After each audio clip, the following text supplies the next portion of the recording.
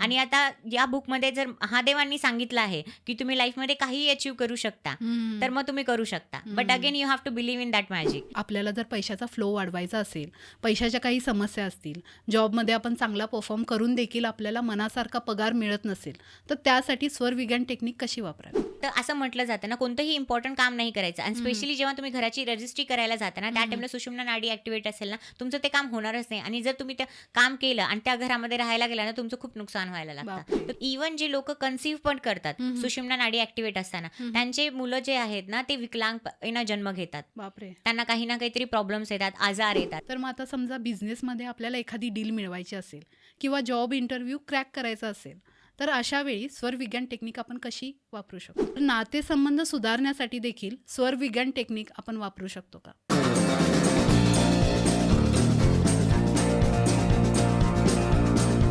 नमस्कार उआपो मंडळी, मी प्रिया पाटील तुमचे आजच्या या नवीन उआपोमध्ये स्वागत करते.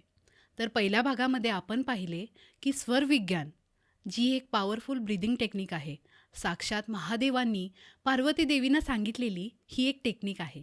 तर त्याबद्दल आपण पहिल्या भागात जाणून घेतलो आहोत की इच्छापूर्तीसाठी किंवा आरोग्यसंबंधित तुमच्या काही तक्रारी असतील तर त्या दूर करण्यासाठी स्वरविज्ञान ही टेक्निक आपण कशी वापरावी. तर आजच्या या दुसऱ्या भागामध्ये आपण जाणून घेणार आहोत की पैशासंबंधित तुमचे काही प्रॉब्लेम असतील, अडचणी असतील, जॉबमध्ये, करिअरमध्ये तुम्हाला काही अडथळे येत असतील, तर त्या दूर आपण स्वरविज्ञानने कसे करू शकतो हे आज आपण जाणून घेणार आहोत हिनाया कोळेकर मॅडमकडून. चला तर मग आजच्या या दुसऱ्या भागाची सुरुवात करूया. मॅडम, तुमचे खूप स्वागत आहे आमच्या उआपो यूट्यूब चॅनेलवरती. Thank you for calling me. Radhe Radhe. Radhe Radhe. तर मॅडम, पहिल्या भागात तर आपण स्वरविज्ञान टेक्निक किती पॉवरफुल आहे हे पाहिलेच आहे. तर ह्या भागामध्ये पैशासंबंधित काही अडचणी आहेत किंवा करिअर संबंधित काही अडथळे येत असतील तर ते आपण दूर स्वरविज्ञानने कसे करू शकतो हे जाणून घेऊया. तर मॅडम, आम्हाला सांगाल का की आता आपण बरेच जण बघतो की जॉबमध्ये किंवा बिझनेसमध्ये खूप चांगला परफॉर्मन्स देतात, पण त्यांना म्हणावा तसा मनासारखा रिझल्ट मिळत नाही. तर त्यासाठी स्वरविज्ञान ही टेक्निक वापरून ते त्यांचे प्रॉब्लेम्स दूर कसे करू शकतात किंवा पैशांचा फ्लो कसा वाढवू शकतात? ओके. त्याआधी आपण थोडासा प्रिकॅप देऊ, म्हणजे चालेल. त्यांना थोडी आयडिया होईल. जर त्यांनी पहिला पार्ट नसेल पाहिला तरी त्यांना यामध्ये बऱ्याचशा गोष्टी कळेल. बट तुम्ही नक्कीच. पहिला पार्ट नक्की पहा. नक्की. ठीक आहे. तर या बेसिकली आपल्या नाकाच्या 3 साईड असतात. आपल्याकडे 3 नाडी असतात. तशात 72,000 नाडी आहेत, पण 3 नाडी जास्त ॲक्टिवेट असतात. इडा नाडी, पिंगला नाडी आणि सुषुम्ना नाडी. इडा नाडीबद्दल म्हणजे लेफ्ट नॉस्ट्रल, त्याला इझी करण्यासाठी मी लेफ्ट नॉस्ट्रल म्हणते. आणि जी पिंगला नाडी आहे ती राईट नॉस्ट्रल आहे. ठीक आहे, त्याला राईट साईड असं म्हणेल.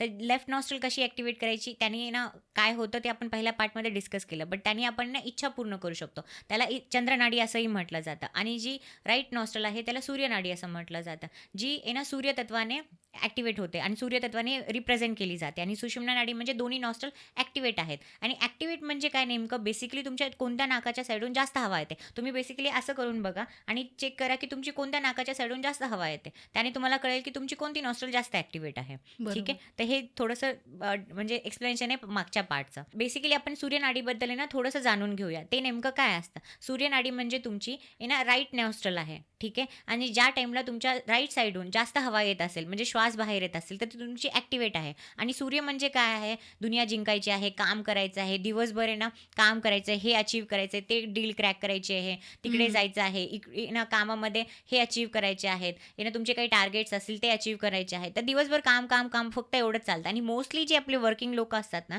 त्यांची सूर्यतत्व दिवसभर जास्त ॲक्टिवेट असतात. आणि आता जोपर्यंत तुम्ही काम करताय ना, तुम्ही असं चेक पण करू शकता की जोपर्यंत तुम्ही काम करताय ना, तुमची आहे ना राईट नॉस्ट्रल जास्त ॲक्टिवेट असते. आणि ज्यांचं सूर्यतत्व जास्त ॲक्टिवेट असतं ना, तर त्यांना फक्त कामाव्यतिरिक्त काही जास्त गोष्टी दिसतच नाहीत. त्यांना असं वाटतं की काम करायचंय. सूर्य म्हणजे काय आहे, स्टेटस आहे, पॉवर आहे, लिडरशिप आहे. तर ते त्यांच्या डोक्यामध्ये हेच असतं की मला दिवसभर कामच करायचंय, मला जे हे टार्गेट्स आहेत ते अचीव्ह करायचे आहेत. आणि ज्या टाइमला चंद्रनाडी ॲक्टिवेट असते ना, त्या लोकांना काम करण्याची इच्छा नाही होत. आणि ज्या व्यक्तींना असं वाटतं की माझं कामामध्ये मन लागत नाही आहे, नाही तर आळस येतो, तर त्या व्यक्तींनी ना चंद्रनाडीवरती स्विच केलं तरी पण ते ना कामामध्ये त्यांचं त्यांचं लक्ष लागेल, असं हम्म. पण होऊ शकतं. आणि मग आपण पहिल्या पार्टमध्ये हां. सांगितलं देखील आहे की आपल्याला चंद्रनाडीवरून सूर्यनाडीवर स्विच करायचे असेल तर ती आपण कशी करू शकतो. तर हां. पहिला भाग तुम्ही नक्की बघा.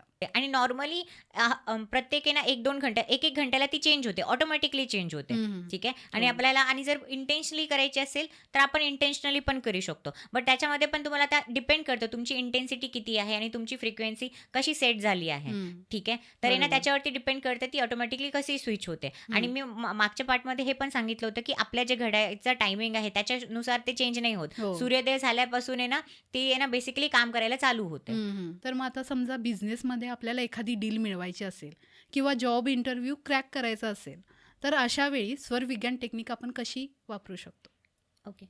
त्यासाठी तुम्हाला तत्व ॲक्टिवेट करायचे, म्हणजे सूर्यनाडी ॲक्टिवेट करायची, हम्म. नाकाची राईट साईड ॲक्टिवेट करायची आणि ते काम करायचं आहे. हम्म. लेट सपोज तुम्हाला कोणती डील क्रॅक करायची आहे, हम्म. कोणता इंटरव्ह्यू द्यायचा असेल आणि तुम्हाला वाटत असेल की मला या क्लायंटला कन्व्हिन्स करायचं आहे, HR डिस्कशन आहे, हम्म. कोणता इंटरव्ह्यूमध्ये ना तुम्हाला असं वाटत असेल की मला हा जॉब पाहिजे, त्या टाईमला सूर्यतत्व ॲक्टिवेट करायचे आणि मग इंटरव्ह्यू द्यायचा आहे. बरं. कॅबिनमध्ये एंटर करण्याच्या आधी सूर्यतत्व ॲक्टिवेट करा. तुमचा जो उजवा पाय आहे तो पुढे ठेवा. जेव्हा चेअर पुल आउट करताय त्या टाईमला पण चेअर मागे घ्या राईट हँडने आणि तिथे बसा आणि त्यानंतर इंटरव्ह्यू द्या. Online okay. इंटरव्ह्यू असेल तर तुम्ही सेम प्रोसेस करू शकता. हम्म. ठीक आहे. बट त्या टाईमला तुमची सूर्यतत्व ॲक्टिवेट पाहिजे, म्हणजे सूर्यनाडी ॲक्टिवेट पाहिजे. मग तुमचा इंटरव्ह्यू बेसिकली ना इझिली ना क्रॅक होऊन जाईल. सूर्य म्हणजे काय, डॉमिनंट आहे, लिडरशिप आहे, लीड करतो. बरोबर. म्हणजे तुम्हाला तिथं डॉमिनेट करण्यासाठी आहे ना तुम्हाला यूज होते. आता तुम्हाला HR डिस्कशनमध्ये काय आहे, जर तुमचं आहे ना ज्या व्यक्तीचं सूर्यतत्व ॲक्टिवेट असेल ना तो डॉमिनेट करा. आता HR तुमची आहे ना कधी होतं ना की HR ला आपण कन्व्हिन्स नाही करू शकत. हो. बऱ्याच असं लोकांचं हे असतं ना, मग त्यांचं सूर्यतत्व ॲक्टिवेट असेल तर तुम्ही कन्व्हिन्स होताल.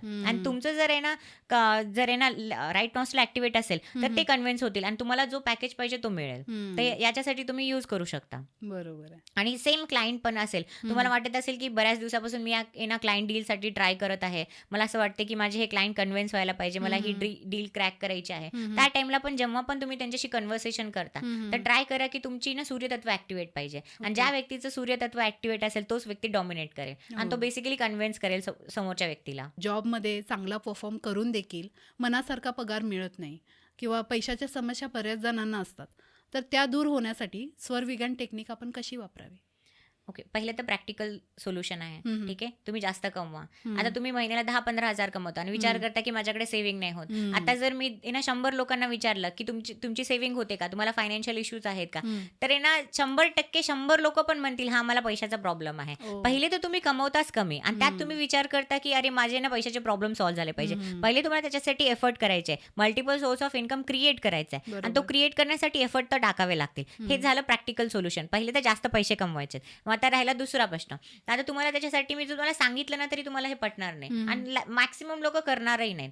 मी काय सांगते, आता तुम्ही जरी ना भारतामध्ये जे टॉप लेवलचे लोक आहेत, 3% लोकांमध्ये जे लोक काउंट होतात ना त्यांना बघा, ते लोक जैन आहेत आणि ते ना कांदा लसणही खात नाहीत आणि फक्त दिवस ना रात्र हरे राम हरे कृष्ण करतात आणि सगळ्यात जास्त पैसे तेच कमवतात. तर बरोबर. बेसिकली तुम्हाला करायचं काय, सात्विक जीवन जगायचंय, सात्विक आहार घ्यायचा आहे आणि त्यानंतर तुम्हाला देवाचं नाम जप करायचंय आणि तुम्ही हे 43 दिवस करून बघा तुमची फायनान्शियल कंडिशन किती इम्प्रूव्ह होते. म्हणजे बेसिकली काय होते, तुमच्या कुंडलीमध्ये जे सेकंड हाऊस असतो ना तो पैशाचा असतो आणि तो फूडचा पण हाऊस आहे. म्हणजे आपण आपल्या फूडवरती वाणीवरती कंट्रोल करतोय, कोणाला असे ना गाली गलोच करत नाहीये, चांगलं बोलतोय आणि असं म्हणतात ना, तुम्ही जो आहार घेता ना तुमचे विचार पण तसेच असतात. बरोबर आहे. आणि ज्या टाइमला तुम्ही ना कांदा लसण नाही खात, नॉनव्हेज नाही खात आणि असं मसाला वगैरे खात नाही, तुम्ही असं विचार करा ना, मसाला जेव्हा तुम्ही खाता त्या टाइमला तुम्हाला ब्लोटिंग होते, असं खूप राग येतो, अग्रेसिव्ह चिडचिड होते. आणि ज्या टाइमला तुम्ही मंदिरामध्ये प्रसाद खाऊन या, तुम्ही जास्त जरी खाल्ला ना तरी तुम्हाला असं वाटतं नॉर्मल फील नाही होत, हेवी फील नाही होत. असं काही लोकांचं असतं ना, काही जरी बाहेर रेस्टॉरंटमध्ये खाल्लं तर पोट फुगल्यासारखं वाटतं, बट मंदिरामध्ये प्रसाद खाल्ल्यानंतर असं फील नाही होत. तर ते काय आहे बेसिकली, त्याच्यामध्ये एनर्जी तर डिफरंट असते. तर मग तुम्ही कांदा लसण नका खाऊ, ना सात्विक जीवन जगा, 43 दिवस मंदिरामध्ये जा, मंदिरामध्ये पण अगेन नाम जप करा, मग बघा तुमची फायनान्शियल कंडिशन कशी चेंज होते. बट त्याच्यासाठी अगेन कर्म करणं जरुरी आहे, नाही तर मी इथे दिवसभर नाम जप करत राहील आणि माझी कंडिशन ठीक झाली पाहिजे असं नाही जमणार. कर्माची पण जोड देणं हा, गरजेचं आहे. करेक्ट. बरोबर आहे. तर नातेसंबंधामध्ये पाहायला गेलं तर पार्टनरसोबत सतत खटके उडणं किंवा एकमेकांसोबत न पटणं असे बरेच केसेस आपण आजूबाजूला पाहतो. तर नातेसंबंध सुधारण्यासाठी देखील स्वरविज्ञान टेक्निक आपण वापरू शकतो का. स्वर विज्ञान तर वापरू शकतो, बट काय असतं ना, एव्हरीथिंग इज एनर्जी. ठीक आहे, एक मेल आणि फिमेल एनर्जी असते. हो. ठीक आहे, अपोजिट अट्रॅक्ट म्हणतात. जेव्हा मायनस मायनस सोबत असेल तर काय होतं, तर प्रॉब्लेम होतो ना. होतो. अपोजिट असणं जरुरी आहे, त्यानंतरच ते ना फ्लो चांगला असतो. मायनस प्लस असलं पाहिजे. तर मग एका व्यक्तीला डॉमिनंट कमी असावं लागतं आणि एखादा व्यक्ती डॉमिनंट जास्त असेल तरच हे पॉसिबल आहे. म्हणजे काय, आता लेट सपोज माझं सूर्यतत्व ऍक्टिव्हेट आहे आणि मी तुम्हाला बोलते, तुम्ही माझे फ्रेंड आहात हो. आणि तुमचं चंद्रतत्व ऍक्टिव्हेट आहे, तर ते म्हणजे कन्व्हर्सेशन प्रॉपर होऊ शकतं. म्हणजे मी तुम्हाला काही सांगते, तुम्ही ऐकत आहे, रिसिव्हिंग आहे है ना. जर मी काही देण्यासाठी तयार आहे, बट तुम्ही रिसिव्हिंग मोडमध्ये नसतात, तर मग कसं रिसिव्ह होईल. दोघंही जर आहे ना आउट गोईंग मध्ये असतील ना, तर मग ते कन्व्हर्सेशन नाही होत, तिथे फक्त भांडणं होतात. तर मग एकाला गिव्हर आहे ना, तर दुसरं रिसिव्हर असलं पाहिजे. तर मग जेव्हा पण आपण कन्व्हर्सेशन करतो, तर आता तुम्ही ट्राय करा की दोन्ही चंद्रतत्वावर ऍक्टिव्हेट राहा आणि नंतर कन्व्हर्सेशन करा. नाही तर मग एकाचं तरी सेम कन्व्हर्सेशन आहे ना, सूर्यनाडीमध्ये नका करू. म्हणजे तर मग- दोघांची देखील हां. सूर्यनाडी ऍक्टिव्हेट नाही नसली पाहिजे. जर तुम्हाला वाटत असेल की नाही असं कन्व्हर्सेशन पाहिजे, की मला असं वाटतं की माझा हस्बंड ऐकायला पाहिजे, बट अगेन मी ट्राय नाही करायला सांगते. Okay. ठीक आहे, तर तुम्ही काय करा, सूर्यतत्व ऍक्टिव्हेट करा, बट त्यांचं सूर्यतत्व ऍक्टिव्हेट नसलं पाहिजे, त्यांचं चंद्रनाडी ऍक्टिव्हेट पाहिजे. त्या टाइमला हे पॉसिबल आहे. ठीक आहे, म्हणजे काय होतं ना, मी म्हणलं ना, अपोजिट पोल्स अट्रॅक्ट. तर मग जर सेम फ्रिक्वेन्सीवर तुम्ही बोलायला गेला तर भांडणं होतील. म्हणजे सूर्यतत्व तुमचं पण आणि माझं पण, मग पॉसिबल नाही. मग ते कन्व्हर्सेशन नाही होत, ते डिबेट होतं. ऍक्च्युली काय होतं ना, प्रॉब्लेम लाईफमध्ये कशामुळे होतात, कम्युनिकेशन गॅपमुळे. आता तुम्ही काय म्हणते हे मी नाही समजत आणि मी काय विचार करते ते तुम्ही नाही समजत, मग तिथे कुठे ना कुठे कम्युनिकेशन प्रॉब्लेम येतो ना. तर ऍक्च्युली या टाइमला ना लोकांना प्रॉब्लेम ह्याच्यामुळेच आहे, लोकांकडे टाइमच नाही डिस्कस करण्यासाठी. जे बघतात आणि त्याच्यावरून डिसिजन घेतात, ते जज करायला लागतात, अच्छा असं आहे म्हणून. तर बेटर आहे की तुम्ही एका ठिकाणी बसा शांतपणे आणि त्याच्यानंतर कन्व्हर्सेशन करा, एक्सपेक्टेशन क्लिअर करा. ते कोणत्या पण रिलेशनशिपमध्ये आहे ना, हस्बंड वाईफच नाही आहे ना, होऊ शकतं की तुमचे ना मुलगा असेल, मुलगी असेल, आई वडील असतील, त्यांच्यासोबत पण बसून एक्सपेक्टेशन क्लिअर करा आणि त्याच्यानंतर communication is the best way आहे ना. तर नाहीतर communication is the key. Communication शिवाय प्रॉब्लेम सॉल्व्ह होणारच नाहीये, ते कोणतं पण रिलेशनशिप असू द्या. ठीक आहे, आणि असं विचार नका करू की मीच फक्त ऍक्टिव्हेट करेल आणि समोरच्या व्यक्तीसोबत कन्व्हर्सेशन करेल, तर पॉसिबल नाहीये. ठीक आहे, कारण की रिलेशनशिप दोन लोकांचं असतं, एका व्यक्तीचं नसतं, तर दोघांना करणं जरुरी आहे. तर मग दोन्ही साईडहून आहे ना फ्रिक्वेन्सी सेम असली पाहिजे, तरच पॉसिबल आहे. दोघांपैकी एक व्यक्तीने शांत घेणं जरुरी आहे, नाही तर ते रिलेशन चालतच नाही. आता आपण चंद्रनाडीबद्दल जाणून घेतलं, सूर्यनाडीबद्दल देखील जाणून घेतलं, तर सुषुम्ना नाडीबद्दल आम्हाला थोडी माहिती द्या. सुषुम्ना नाडी म्हणजे बेसिकली काय, दोन्ही नॉस्ट्रलमधून ना सेम फ्रिक्वेन्सीमध्ये हवा बाहेर येते, श्वास बाहेर येतो. आणि नेमकं काय म्हणतात ना, सुषुम्ना नाडीमध्ये जे पण तुम्ही काम करतात ना, ते काम कधीच पूर्ण होत नाही. अच्छा. आणि सुषुम्ना नाडी दिवसातून 2 वेळा ऍक्टिव्हेट असते. ठीक आहे, तरी मोस्टली साधारण कधी असते? सकाळी एकदा असते आणि संध्याकाळी, आणि दिवसातून कधी पण होऊ शकते. आणि नंतर मोस्टली 2 ते 3 वेळा असते मॅक्सिमम, त्याच्यापेक्षा जास्त ऍक्टिव्हेट होत नाही. बरं. आणि त्याच्यापेक्षा जास्त ऍक्टिव्हेट होत असेल तर तुम्ही लवकर मरणार आहात. हे बेसिकली असं आहे. ठीक आहे, बट ते ना सुषुम्ना नाडीमध्ये असं म्हणतात ना, कोणतेही इम्पॉर्टंट काम नाही करायचे आणि ते काम कधी समय ना चांगलं होत नाही, ते काम खराबच होतं. आणि मोस्टली हे दिवसातून 2-3 वेळा ऍक्टिव्हेट होते. आणि मॉर्निंग टाइमला एकदा असते आणि दिवसातून आता तुमचं कोणतं काम होणारच नसेल, त्या टाइमला ती ऑटोमॅटिकली ऍक्टिव्हेट होते. बेसिकली तुमच्या ना श्वासांना पण माहिती की हे तुमचं काम होणारच नाही. आणि इव्हिनिंग टाइमला मोस्टली सगळ्यांचीच ऍक्टिव्हेट असते. म्हणून मी म्हटलं ना, इव्हिनिंग टाइमला लोक म्हणतात ना, जेवण नाही करायचं, काही इम्पॉर्टंट काम नाही करायचं, फक्त देवाचं नामजप करायचं. तो टाइम बेस्ट असतो नामजप करण्यासाठी. तर इव्हिनिंगचा जो टाइम असतो ना, दिवा लागणी म्हणतात आपण, दिवा लागणीला ना बेसिकली काय, घराचा दरवाजा ओपन करायचा, पूजा करायची, अगरबत्ती धूप अगरबत्ती करायची आणि देवाचं नाव करायचं. हे तो टाइम असतो, त्या टाइमला आपण नामजप करू शकतो. म्हणजे कोणतंही चांगलं कार्य या सुषुम्ना नाडी जेव्हा ऍक्टिव्हेट असते त्यावेळी करू नये. तर बेसिकली सुषुम्ना नाडी अशी नाडी आहे ना की, आणि आपण जेव्हा शिंकतो पण ना, लोक म्हणतात ना, शिंकलं की थोडंसं थांबा, पॉज करा. म्हणजे काय होतं, आपला श्वास बाहेर निघतो, म्हणजे ती गोष्ट आपण बाहेर काढतोय. मग त्या टाइमला तुम्ही पॉज करा, घराच्या बाहेर नका निघू, कोणतं इम्पॉर्टंट काम असेल तर ते नका करू, थोडा वेळ थांबा. ठीक आहे, कारण की सोडून द्यायचं म्हणजे काय, बाहेर काढणं. आणि कोणतं काम होणार नसेल ना, तर त्या टाइमला बघा अचानक शिंक येते, तर ते होणारच नाहीये. तर असं म्हटलं जातं ना, कोणतंही इम्पॉर्टंट काम नाही करायचं. आणि स्पेशली जेव्हा तुम्ही घराची रजिस्ट्री करायला जाता ना, त्या टाइमला सुषुम्ना नाडी ऍक्टिव्हेट असेल ना, तुमचं ते काम होणारच नाही. आणि जर तुम्ही ते काम केलं आणि त्या घरामध्ये राहायला गेला ना, तुमचं खूप नुकसान व्हायला लागतं. तर तुम्हाला जेव्हा तुम्ही बेसिकली जेव्हा घराची जेव्हा रजिस्ट्री पण करता, नाही तर कोणती डील जेव्हा साईन करता, कोणती साईन जरी करत असाल इम्पॉर्टंट डॉक्युमेंटवरती, त्या टाइमला तुम्ही चेक जरूर करा की तुमची कोणती नॉस्ट्रल चालू आहे. आणि जर तुम्हाला नॉस्ट्रल जर करायचेच असेल, त्या टाइमला चंद्रनाडी ऍक्टिव्हेट करून करा, ते काम चांगलं जाईल तुमचं. आणि जर तुम्ही घराच्या बाहेर जाणार असाल आणि तुम्हाला माहिती की हे काम माझ्यासाठी खूप इम्पॉर्टंट आहे, हम्म. नाही तर कोणत्या इंटरव्ह्यूला जातात आणि तुम्हाला माहिती आहे मला हा इंटरव्ह्यू माझ्यासाठी खूप इम्पॉर्टंट आहे, हो. एक्झामसाठी जातात, हम्म. बट चेक करा की तुमचा कोणता नॉस्ट्रल ॲक्टिव्हेट आहे. बरं. तर थोडा वेळ 2 मिनिटं वेट करा, आपोआप तो आहे ना टाइम निघून जातो. तो म्हणतात ना तो टाइम निघून गेला, तो काळ हम्म. निघून गेला आहे. हम्म. तो काळ म्हणजे काय, बेसिकली तो टाइम निघून जाईल आणि तुमची नॉस्ट्रल ॲक्टिव्हेट होईल, ऑटोमॅटिकली चेंज होईल. हम्म. ठीक आहे, तर घराच्या बाहेर निघताना पण तुम्ही ना जरूर चेक करा. बरं. आणि जेव्हा तुम्ही ना लॉंग डिस्टन्स ट्रॅव्हल करायचं असेल हम्म. त्या टाइमला पण तुम्ही चेक करा की तुमची कोणती नॉस्ट्रल चालू आहे. आणि जर तुम्हाला वाटत असेल की मला ना पीसफुली जायचंय, हो. मला टेन्शन नाही पाहिजे, हम्म. तर त्या टाइमला तुम्ही चंद्रनाडीवरती म्हणजे चंद्रनाडीवरती आहे ना हम्म. शिफ्ट करा. त्याने काय तुमचा जो प्रवास आहे ना तो सरळ जाईल, परेशान नाही होणार तुम्ही. तर अकस्मात अपघात देखील घडतात, तर त्यावेळी सुषुम्ना नाडी ऍक्टिव्हेट असल्या कारणाने हे घडतं का? हां, 99% टाइम हेच आहे. ठीक आहे, कारण की त्याच टाइमला म्हणून म्हणतात ना की ना तुमची जेव्हा सुषुम्ना नाडी ऍक्टिव्हेट असते त्या टाइमला कोणतंही इम्पॉर्टंट काम नका करू. इव्हन जे लोक कन्सीव्ह पण करतात हम्म. सुषुम्ना नाडी ऍक्टिव्हेट असताना, हम्म. त्यांचे मुलं जे आहेत ना ते विकलांग ना जन्म घेतात. बापरे. त्यांना काही ना काहीतरी प्रॉब्लेम्स येतात, आजार येतात. तर असं हम्म. म्हटलं जातं की तुम्ही तुमची नॉस्ट्रल चेक करूनच करायला पाहिजे. हम्म. पहिल्याच्या जमान्यामध्ये नाडी पाहून लोक सांगायची तुमची हेल्थ कशी आहे. तुम्हाला हम्म. आठवतं ते लोक असं बघायचे, हो, ते बरोबर त्याच्याने आहे. कळायचं की तुम्हाला काय बिमारी आहे. हम्म. आजकाल तर लोकांना नाही कळत, पण नाडी हे खूप इम्पॉर्टंट आहे. नाडी परीक्षण हा, केलं जायचं. नाडी परीक्षण. आणि हम्म. त्यांनी लोकांनी फक्त नाडी बघूनच सांगायचे की तुमच्या आयुष्यात काय होणार आहे, खरंय. कसं आहे काय. हम्म. आणि इव्हन ना तुम्हाला हे आठवत असेल की ना जे पहिलेच्या आजी वगैरे असायच्या हम्म. की घरामध्ये कोणती सून जेव्हा आहे ना गृहप्रवेश करायची ते बघून हम्म. सांगायचे ही घरामध्ये ना हे घर सांभाळून ठेवेल की नाही. हम्म. ते म्हणायचे ना तू जरा चालून दाखव. हो, हो, हो. तर त्याच्यामध्ये पण त्यांना पण ह्या गोष्टी कळायच्या. आता त्याचं अच्छा. लॉजिक नाही सांगणार, नाही तर लोक ट्राय करायला लागतील. प्रत्येक मुलीला म्हणतील की बाबा हा. तू असं कर. बट ते तुम्हाला कळणार पण नाही. ते हम्म. त्यांचं ते नॉलेज होतं, त्यांना त्या हम्म. गोष्टी कळत होत्या. हम्म. तर ते बेसिकली नाडी खूप इम्पॉर्टंट आहे. हम्म. आताच्या आय थिंक आहे ना साऊथमध्ये हे बऱ्याचशा लोकांना माहिती आहे, नाडी हम्म. ज्योतिष म्हटलं हो, जातं. हो. ते फक्त नाडी बघून तुम्हाला सांगतात तुमच्याबद्दल बऱ्याचशा गोष्टी, तुम्हाला कोणते आजार आहेत, तुम्ही किती दिवस जगणार आहात, तुमच्या आयुष्य लाईफमध्ये काय पण कळतं. कळतं ना.